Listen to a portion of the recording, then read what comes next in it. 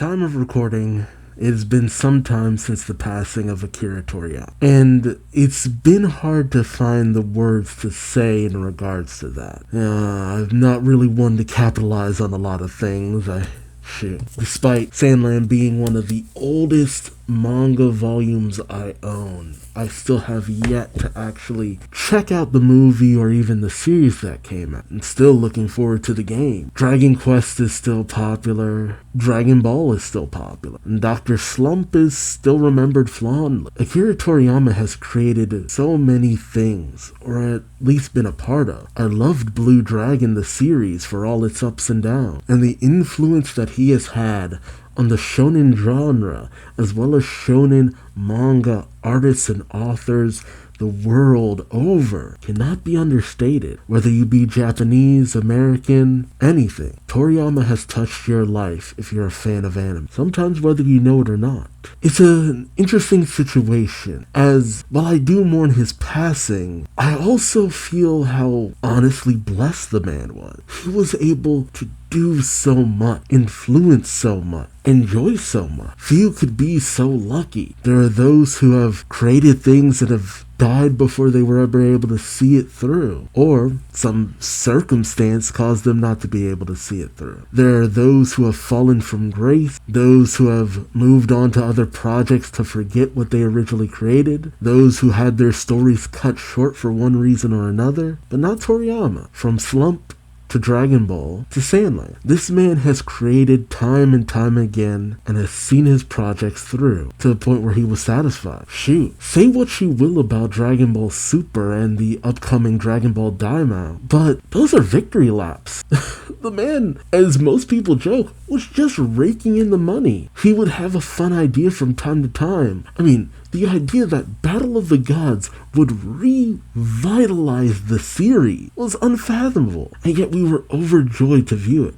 I know I was. Toriyama was the reason I got into anime. One of many, but one of the biggest. I drew characters. I loved the character of Trunks, the journey of Gohan from childhood to adulthood. I grew up, literally and figuratively, with Gohan. I was around the same age as him when he was introduced. That's why I have one of the biggest connections to him. One of the reasons why I got into drawing.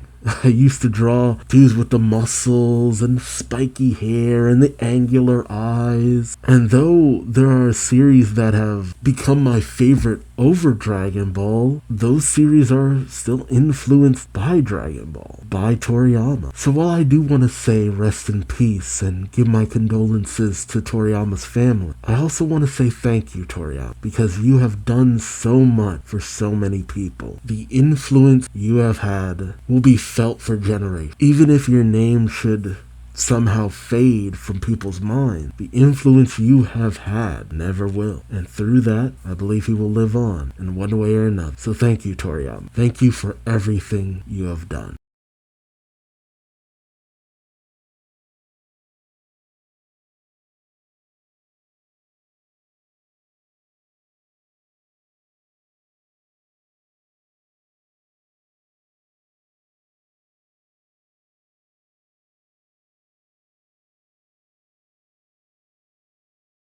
Last time on Dragon Ball Super, Goku, having sensed the incredible power of Gohan Beast, came looking for a brawl. Finally visiting his family after quite some time. Figures he'd only come around when it's time to get in a good fight or challenge. And so Goku takes everyone, including Carmine and Soldier 15, to Beerus's planet, where Goku is ready to take Gohan on. However, Vegeta, seeing that Goten and Trunks have slacked a little bit, wants to see how all their sons fare. So it ends up being a 2-on-1 Super Saiyan showdown. Trunks and Goten versus Gohan. But it's obvious that Goten and Trunks are very much on the ropes when it comes to taking on Gohan. And so naturally they try fusion. But once again they mess it up, going into their fat version, while we get to see Gohan break out his ultimate form, which actually gets named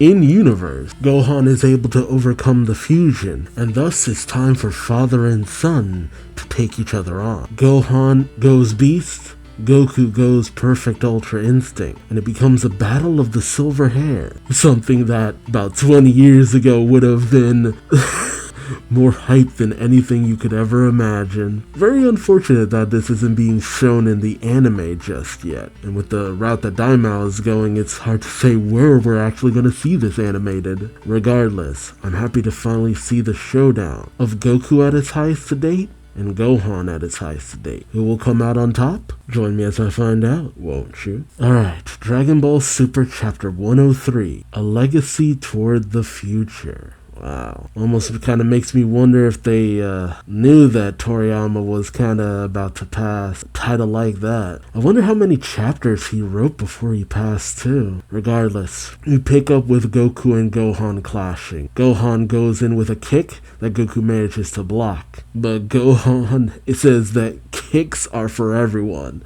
as he goes in with another blow that knocks Goku back. He then tries to bring his leg down on Goku, which does manage to knock Goku away, flying through a plateau, just clean through. Oh jeez, I love the paneling of Goku trying to stop himself, but he just keeps getting back further and further and further. As Goku finally comes to a stop, he exhales. He dusts himself off, saying, "Not bad, Gohan. There's that intense, latent potential you were always packing." Gohan lands before Goku, and Goku with a smile says, "Except this time you've molded it into something through training. You've changed." Gohan smiles, saying, "I have Piccolo to thank for that." Goku questions, "Is that so?" Still, when it comes to training, I don't mess around. Gohan is taken aback by that statement. Goku then floats into the air in a zen-like state, arms outstretched, in a peaceful fashion. Gohan looking on in bewilderment. Goku suddenly opens his eyes, and suddenly, appears right behind Gohan, delivering a kick to Gohan's back. Gohan is taken off guard as he's sent flying. Goku then gets into a stance, races forward, gets in front of Gohan, and slams him down with a hammer strike right to his head, sending Gohan flying into the water. Goku looks on as Gohan is submerged, and Gohan, underwater, he looks for an opening, quickly appearing right behind Goku, trying to go in with a kick, but Goku manages to easily dodge even without seeing. Gohan charges up, trying to go in with a flurry of blows, Goku managing to dodge each and every one of them. Every strike that Gohan tries to land, Goku dodges. As they race through the air, everyone watches. Vegeta speaks up, saying, "Kakarot's Ultra Instinct is shifting the battle in his favor." This catches the attention of Broly, as Vegeta continues, saying, "A margin provided by sheer experience, I'd wager." So he's not saying that Gohan's beast form doesn't have the power, it's just simply, it's Goku's natural experience.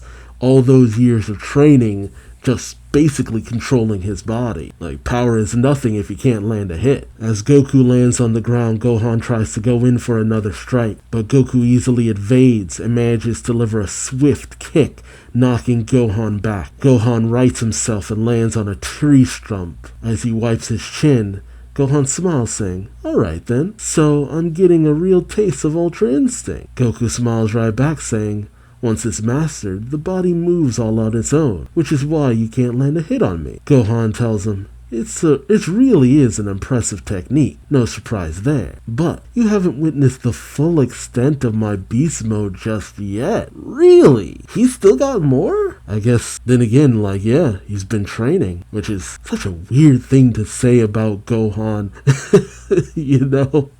that in his off time he actually has been training. But Gohan takes a stance and he charges up with a yell, with Goku watching in silence, and everyone else as well. Though Broly does speak up, saying he's building up energy. Gohan's energy builds more and more and more. Vegeta watches dumbfounded, questioning, can Gohan actually control such prodigious levels of chi? And as Gohan lets out a mighty roar, he rockets forward, completely ripping the part of the tree that he was standing on top of to shreds with the sheer force of his speed. Vegeta thinks, so fast! And Goku is almost taken off guard as Gohan goes in with a swing that Goku just barely manages to avoid. Wow, the force of the blow goes further black, destroying a nearby plateau. Gohan eyes Goku and tries to go in with another strike, and while the strike misses, the force of the blow manages to just really cause Goku to need to brace himself. Gohan then goes in with a flurry of blows, all of which Goku manages to dodge. Most definitely he needs to, as the force of each strike goes flying off into the distance. But the sheer intensity and speed of the strikes seem to start to get to be a little too much. As Gohan continues to roar with power, Goku needs to avert one blow.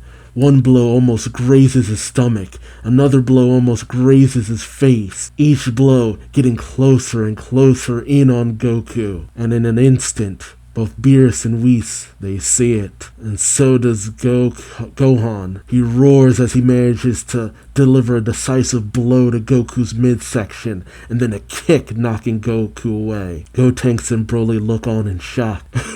Jesus! As Goku is sent flying just across the entirety of Beerus' small planet. Vegeta looks on, mouth agape, saying, Ultra Instinct's evasion couldn't keep up with that speed? Gohan, obviously exhausted, huffs and puffs, but smiles, saying a clean hit. Goku, in his base form, rises out of the woods, holding his face, saying, Ow, how'd you pull that off? Gohan tells him, I boosted my chi just up to the point where I might snap, while still maintaining control. That's how I'd best describe it. That's literally what they've been trying to get Broly to do. I love the connectivity of just, you have the Broly movie over here, superhero over here, and we're finally meeting in the middle. Goku thinks, without snapping, control. Gohan tells him, for now, that's the best way I've found to draw out my own power. Goku then shifts back into Ultra Instinct, saying, I see. So you've put a lot of thought into this. It's actually good to see Gohan actually putting thought into how he maintains his power, because he honestly really hasn't needed to ever since he turned Super Saiyan. As their battle continues, Beer speaks up, questioning to Whis, is Goku's son in Super Saiyan form? Whis says, no, not quite. Nor is that a divine technique. I would call it a singular talent all his own. I mean, it's the same kind of stuff we've seen from the likes of Jiren. Like, Super has made it very abundantly clear, but I mean, other series have made it clear too, that with the right kind of training, certain characters are able to get to a level that even challenges the god, even without it being divine. And shoot, once Goku started to surpass Kami, then King Kai. Then, by the time Shin had introduced himself, Goku and Vegeta were already more powerful than he was. Like, Goku and the gang have always had a habit of surpassing the god. And even when Goku wasn't learning a divine technique, let's face it, Super Saiyan 4, as non-canon as that was already in the realm of the gods to a certain degree. And Ultimate Gohan was already more powerful than Super Saiyan 3, and he had brought it to an even higher level by the time of the Tournament of Power. While some people love to say it's an asshole, Gohan has always had that weird inner power that came from his rage. The idea that Gohan would get to that next level has always kind of been a thing in the series, from when he was first introduced going up against Raditz, to that time that he was able to power up enough to try to take on Frieza, to when he unlocked Super Saiyan 2. But the thing is, whenever Gohan learned to, harness that rage, he would stop training. Beast is like the first time Gohan has gotten to that point where he got that rage boost, but didn't stop training. It's like, no, he has kept training and learn to control it. Like, this is like the first time Gohan has gotten to a point where he could potentially maintain a stronger form and bring it to new heights with more training. Whether he'll maintain that, I'm not getting my hopes up. And shoot, the moment you brought in Broly into all of this, it's just like, no. Because Broly really is essentially what Gohan always could have been, for better or for worse. And to now have a Gohan who is the perfected form of all that, is now being kind of an influence on Broly, brings a lot of things in a weird full circular motion, at least from my perspective. Let me know yours. I really do want more of Beerus's and Whis' take on what Gohan has managed to achieve, though. But in pops Lemmo. I love that he has an apron with his name on it, coming up with 2 drinks to Beerus and Whis, saying, "May I offer refreshments, my lords?" Whis takes one, saying, "Why, thank you." We see Gotenks with one, and then Lemmo calls out to Carmine and Soldier 15, saying, "How about you two? Thirsty?" 15 says, "Yeah, thanks." And Carmine says, "Gladly." Lemmo hands one to Broly, saying, "Want a drink, Broly?"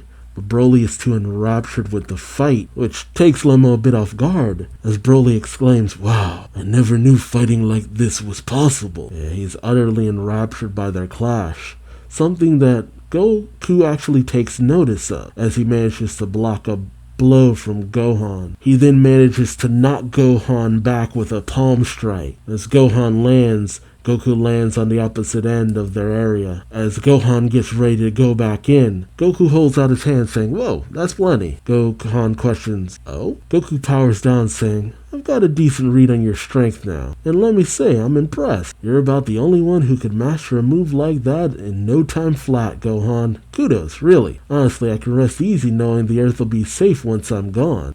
The way he says that, even Gohan's a little taken off guard by that, like, "Dad?" Honestly, if you think about where Gohan is at, and then the eventual training of Oob Goku will undergo, since we're so close to the end of Z, kind of makes me wonder, is Goku like preparing everyone for just in case, like even if like maybe Frieza or something else on the horizon? Goku then asks, "You still got some gas left in the tank, right?" Gohan powers down saying, sure." Goku gives him a wink saying, "Cause there's someone else who should take a crack at you." "Oh, is this about to be what I think?" Gohan questions, "Who?" And Goku calls over, "Broly." Broly perks up, and Goku smiles at him saying, "Why don't you give Gohan your best shot?" Broly says, "Huh? Me? Really?" 15 finally risking enough to open the door, calls out to Gotenks saying, it's getting late. Mind if we head out soon?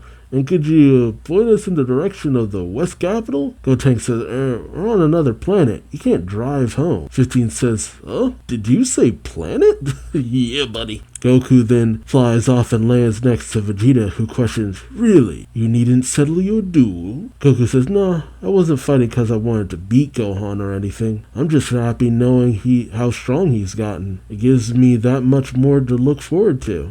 That's his way of saying, that's his way of like saying to the audience, was Goku actually trying, or wasn't he? The world may never know. Vegeta then questions, "Has Broly earned your high expectations as well?" Goku says, "You could say that. From what I can tell, those two have something in common." Vegeta says, "Indeed. The notion of a beast certainly fits Broly as well." Goku says, "I'm hoping that this'll be just the inspiration he needs." I love this moment where Gohan bows and Broly's like,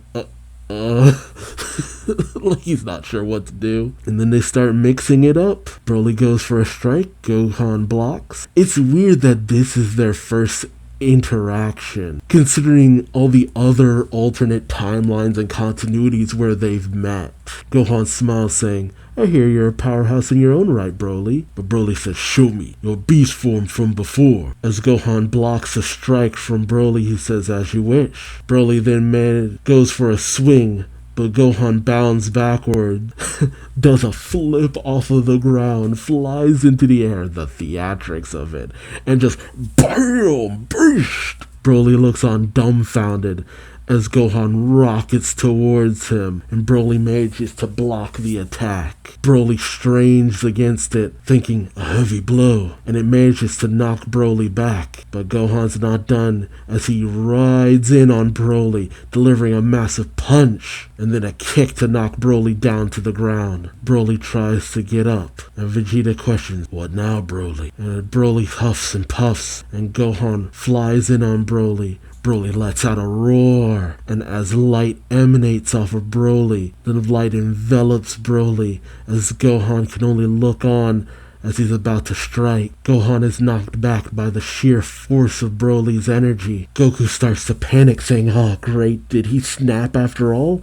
But Vegeta says no, and as Broly roars and he exchanges blows with Gohan, we see that his eyes are still there. He's gone Super Saiyan, but he's managed to control it. Goku excitedly says, "He's gone Super Saiyan, but look, his eyes tell us he's still himself." Vegeta says, "Good for him. He's tamed his own unruly transformation." But is it the green-haired or is it just the blonde? See, it's weird because I'm not used to seeing Broly in just black and white. Usually you can tell by the aura and the tinge of his hair. But as Gohan catches Broly's blows, he says, "Such pure power, unlike any of the Super Saiyan forms I've seen." As their clash gets more and more explosive, Whis notes, "Evidently, Broly has achieved some growth thanks to Gohan." Though Beer says, "Still, just a Super Saiyan though." Meanwhile, Goku's kid has a better handle on this power he's toting. Oh, gee.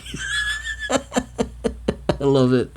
We then pick up with Gohan twirling Broly and chucking him right into the giant tree of beers, and then just... Oh my god. Whis then notes, "A suitable candidate for the next god of destruction, perhaps? Gohan?" Beer says, "No way, not a chance. Destruction isn't in the cards for someone that straight-laced." Whis says, "Indeed." I love that. As Shilai couldn't care less as she yawns, and Lemmo and Vegeta keep watching, Goku notices as Goten and Trunks finally defuse. Oh, Vegeta's getting antsy as he yells out, "Hey, when is my turn? I demand a duel, Gohan." I love that.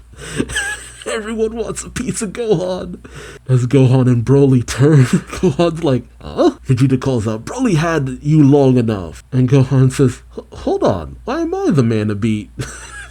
"Because you got the new power-up, man." Although Trunks calls out, "Why don't you take us on, Broly?" Broly says, "Okay." I wonder if this helps to get Goten and Trunks back into regular training. Shoot, maybe they'll have their own power-up next. Like, keep the Super Saiyan thing alive by having them finally achieve Super Saiyan 2. Vegeta, Goten, and Trunks go flying out of the protective dome of Whis, while Goku calls out, "Oh, come on, don't leave me out of all the fun. I don't know if this planet is going to survive all of this." And Goku flies into the fray as well. Oh man, Beerus' planet is going to take such a beating. We see, I think, Blue Vegeta. Yeah, that's not him using Ego. Man, I would love to see Ultra Ego Vegeta go up against Beast Gohan. But Blue Vegeta, probably perfected, going up against Beast Gohan, and Super Saiyan Broly going up against base form Goten and Trunks. I'm surprised they didn't even go Super. While Goku comes in shouting at them, like, "No, let me join." Whis says, "Goodness me." While Beer says, "Yeesh, what a mess. Hey, you have this many Saiyans on one planet? No wonder they wrecked their last one. Well, their original one." As Lemmo just chuckles. Shilai just says, "Saiyans, I'll never get what's up with them." And then you hear Trunks say, "Ouch, why'd you punch me, Goten?" And Goten says, "My bad, I didn't know that was you, Trunks."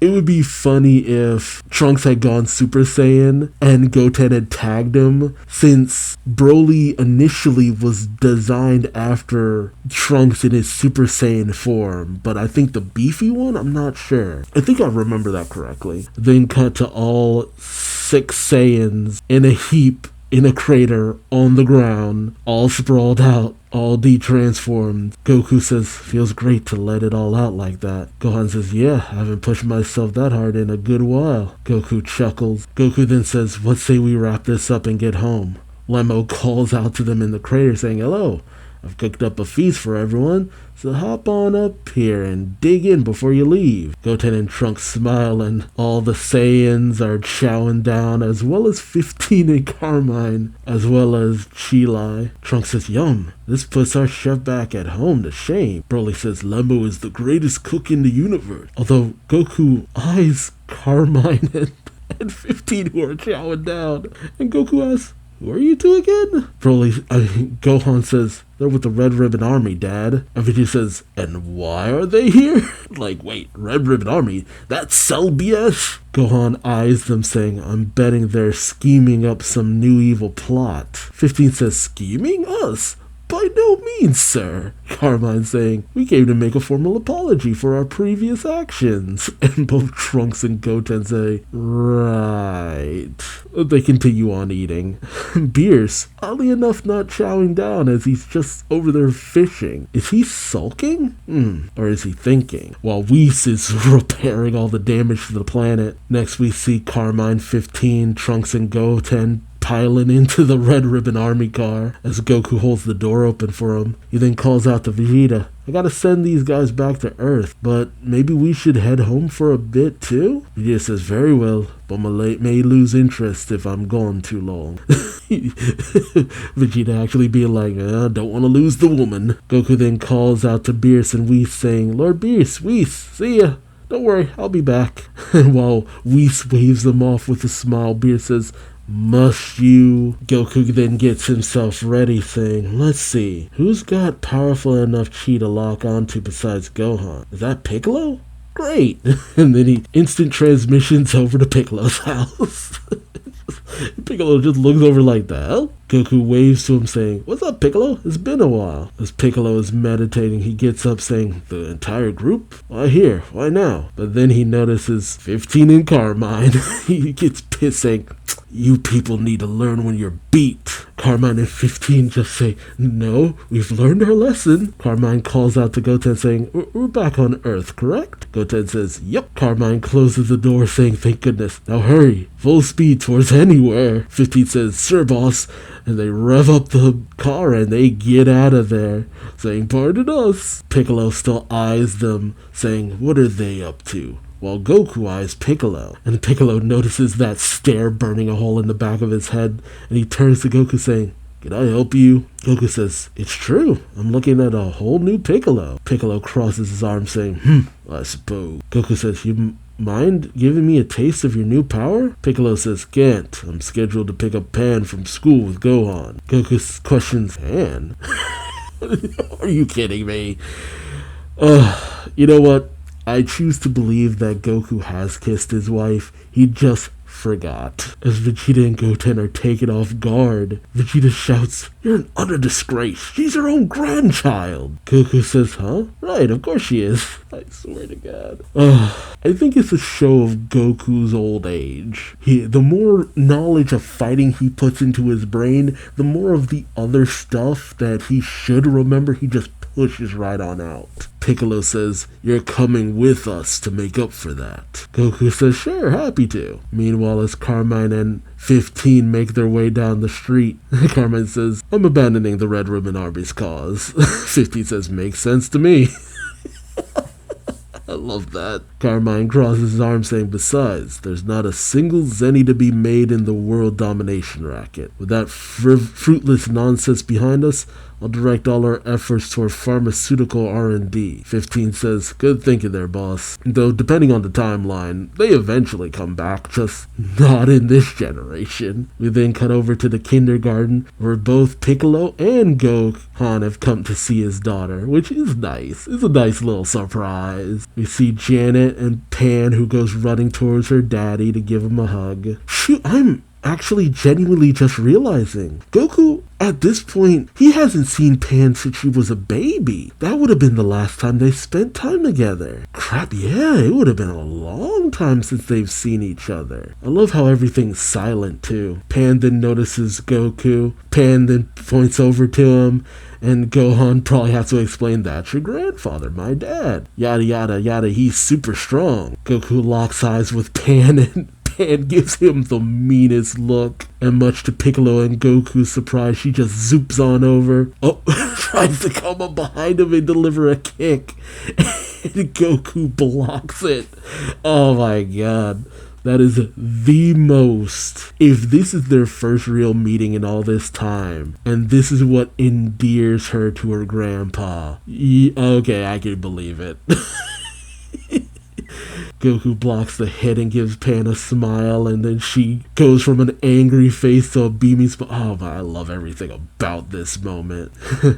Gohan is nervous. Well, Piccolo's just happy to see it, and he now has Pan's bag over his shoulder. Oh god. Then we see Goku and Pan getting ready to race off in a racing stance as Gohan's worried, and they fly off, and Gohan follows all worried and stuff. There it is, bad influence grandpa. And we see something that I, thankfully, because I took so long to actually check this out, was informed was one of the last things Toriyama drew. Something that I feel like a lot of people don't always keep in mind. Toriyama does work on this manga, or at least he did. And it wasn't just the story. He would sometimes draw little things or touch up some stuff, touch up some of Toyotaro's drawings and all that. So you never quite know what you're judging. You might see something that's just like, oh, that's Toyotaro, but that might be Toriyama who has worked on that. And this panel, and I don't know how much of this page was Toriyama, but the panel of Piccolo waving goodbye at the viewer, which is Janet, essentially, and then flying off as Janet waves to him. That was one of the last things Toriyama actually got to work on physically. We have a message saying, we are all deeply saddened by the news of Toriyama Sensei's passing. His work is an inspiration to us all. Our thoughts and prayers are with his family, friends, and all the fans who were touched by his work. The English language team on Dragon Ball Super. And the fact of the matter is that Toyotaro will never fully live up to Toriyama, no matter what. That's not a slight against him, but there will always be those who just can't see anything but the flaws. But even when Toriyama was working on a lot of his stuff, people had the same kind of gripes. Some people say that Dragon Ball should have ended after the Frieza saga, the Cell saga, even the Buu saga. But as someone who has seen so much Dragon Ball content over I think at this point the only thing I haven't seen is Son Goku and his friends return for some reason. I still don't know why I haven't watched that. But the fact of the matter is, Toriyama was working on Dragon Ball Super with Toyotaro. He was letting his opinions be known. He was making corrections. He was making edits. He was in this with Toyotaro. And there were still those who criticized a lot of what he was doing, despite the fact that Toriyama still had a guiding hand over this. Like, it was as close as as close as you were going to get to not having Toriyama pretty much just take over the whole thing. And even with now everything being on Toyotaro, it's of my opinion that it's never fully going to be on Toyotaro. There's still going to be influence from the Dragon Room, as it were, the committee that decides things for Dragon Ball. Shoot, the fact that we haven't seen an adaptation of the Granola arc or the Moro arc or something like that just tells me that, the animation team and the manga team and all this, that, and the other just are kind of all going their own different ways to a certain degree and making a lot of decisions that I don't know how much is Toyotaro, but I guess we'll see. I know that we're on a bit of a break for a while now, for good reason, but that doesn't mean I'm gonna drop anything, because honestly, Toriyama has already been so hands-off with so much Dragon Ball media, only putting in his 2 cents here and there. I mean, Toriyama was a lot of the force behind Resurrection F, and plenty of people don't really like it that much. And there's plenty of things that Toriyama did that I didn't jive with too much. I mean, the whole, I don't know what a female Saiyan would even, Super Saiyan would even look like. It's just like Toriyama. But it's been obvious that he was already okay with this moving forward, and he was happy to be a part of it, but at the same time, not the deepest part of it. So I'm interested to see where things go from here on out. I don't think it'll be as abysmal as some people will say it is. There's at least enough of an understanding here, but we'll just have to wait and see. But Dragon Ball has become too big of a juggernaut to ever fully die out. It might not always be what we want it to be though. We'll just have to hope it's not too bad. But let me know your thoughts in the comment section below. Or if you just want to give a little love to Toriyama, I'm fine with that too. So until next time, I've been Duuz-Diz-Din. Thanks so much for watching, and until the next time, I hope to see you later. Till then, take care, goodbye, and once again, rest in peace to Akira Toriyama. Till next time, bye.